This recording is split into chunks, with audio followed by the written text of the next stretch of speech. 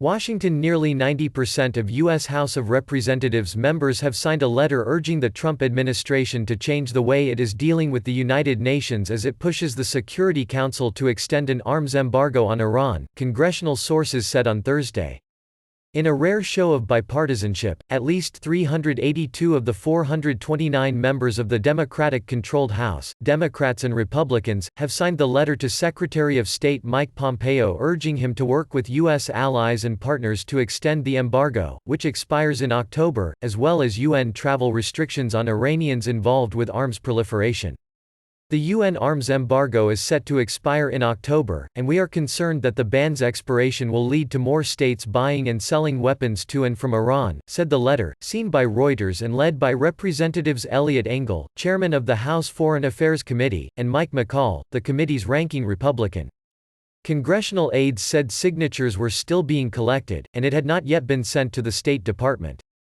President Donald Trump's administration has been taking a much harder line with the United Nations over its desire to extend and strengthen the embargo, threatening to trigger a return of all UN sanctions on Iran as leverage to get backing from the 15-member Security Council.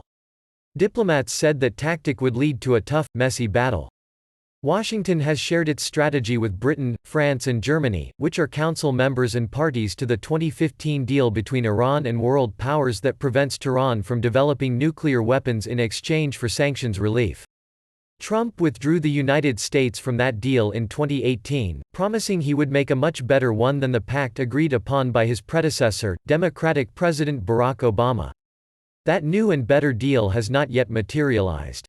Trump's administration has pursued a maximum pressure campaign seeking to limit Tehran's weapons programs and influence across the Middle East, breaking with allies that have urged that sanctions be eased and economic aid allowed to help deal with the coronavirus pandemic.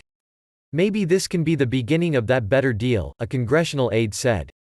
Authors of the letter hoped it would be a return to bipartisanship on U.S. dealings with Iran, after years of steep divisions between the two parties beginning with Obama's work on the landmark nuclear pact.